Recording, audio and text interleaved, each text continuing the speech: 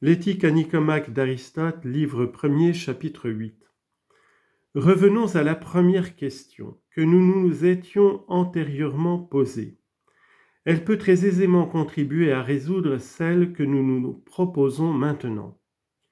S'il faut toujours attendre et voir la fin, et si c'est seulement alors qu'on peut déclarer les gens heureux, non pas parce qu'ils le sont à ce moment même, mais parce qu'ils l'ont été jadis, comment ne serait-il pas absurde, quand un homme est actuellement heureux, de ne pas reconnaître, en ce qui le concerne, une vérité qui est incontestable ?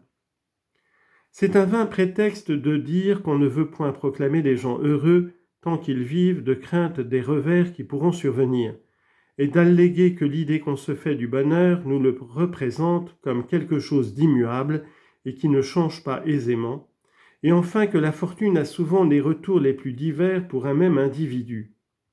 D'après ce raisonnement, il est clair que, si nous voulions suivre toutes les fortunes d'un homme, il nous arriverait souvent d'appeler le même individu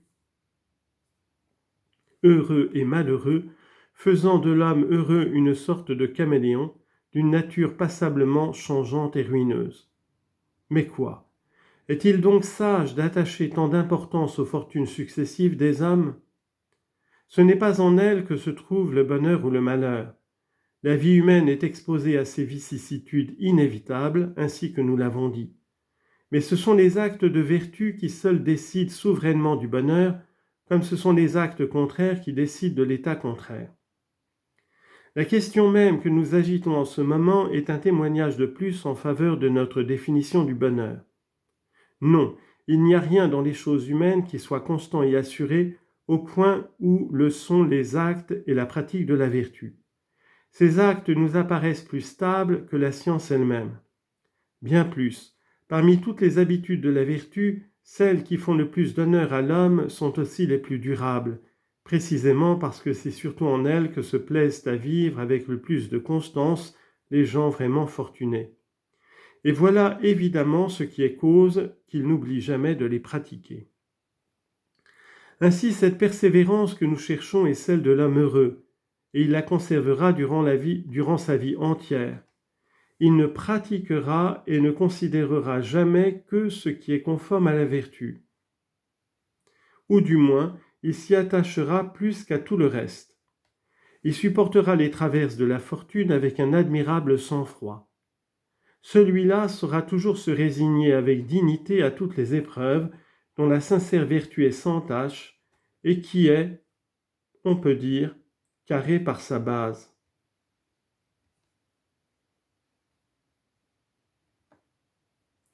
Les accidents de la fortune étant très nombreux, ayant une importance très diverse, tantôt grande, tantôt petite, les succès peu importants ainsi que les légers malheurs sont évidemment presque sans influence sur le cours de la vie. Mais les événements considérables et répétés, s'ils sont favorables, rendent la vie plus heureuse, car ils contribuent tout naturellement à l'embellir, et l'usage qu'on en fait donne un nouveau lustre à la vertu. S'ils sont défavorables, au contraire, ils brisent et ternissent le bonheur, car ils nous apportent avec eux des chagrins et sont dans bien des cas des obstacles à notre activité.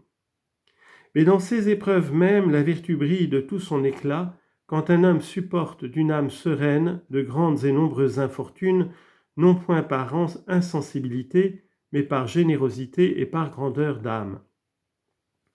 Si les actes de vertu décident souverainement de la vie de l'homme, ainsi que nous venons de le dire, jamais l'homme honnête, qui ne demande le bonheur qu'à la vertu, ne peut devenir misérable, puisqu'il ne commettra jamais d'actions blâmables et mauvaises. À notre avis, l'homme vraiment vertueux, l'homme vraiment sage, sait endurer toutes les fortunes sans rien perdre de sa dignité. Il sait toujours tirer des circonstances le meilleur parti possible, comme un bon général sait employer de la manière la plus utile au combat l'armée qu'il a sous ses ordres. Comme le cordonnier sait faire de plus belles chaussures avec le cuir qu'on lui donne, comme font chacun en leur genre tous les autres artistes. Si ceci est vrai, l'homme heureux parce qu'il est honnête ne sera jamais malheureux, quoiqu'il ne soit plus fortuné, je l'avoue, s'il tombe par hasard en des malheurs pareils à ceux de Priam. Mais du moins, il n'a pas 1000 couleurs, il ne change pas d'un instant à l'autre. il ne sera pas facilement ébranlé dans son bonheur, et il ne suffira pas pour le lui faire perdre d'infortunes ordinaires. Il y faudra les plus grands et les plus nombreux désastres. Réciproquement, quand il sortira de ces épreuves, il ne redeviendra pas heureux en peu de temps et tout à coup après les avoir souffertes. Mais s'il le redevient jamais, ce ne sera qu'après un long et juste intervalle, durant lequel il aura pu retrouver successivement de grandes et brillantes prospérités. Qui peut donc nous empêcher de déclarer que l'homme heureux est celui qui agit toujours selon la vertu parfaite, étant de plus suffisamment pourvu des biens extérieurs, non pas durant un temps quelconque, mais pendant toute une vie? Ou bien faut-il encore ajouter cette condition expresse qu'il devra vivre constamment dans cette prospérité et qu'il mourra dans une situation non moins favorable, attendu que l'avenir nous est inconnu, et que le bonheur tel que nous le comprenons est une fin et quelque chose de parfaitement définitif à tous égards? Si toutes ces circonstances sont vraies, nous appelons heureux parmi les vivants ceux qui possèdent ou posséderont tous les biens que nous venons d'indiquer. Il est bien entendu d'ailleurs que quand je dis heureux, c'est toujours dans la mesure où des hommes peuvent l'être. Mais je n'insiste pas davantage sur ce sujet.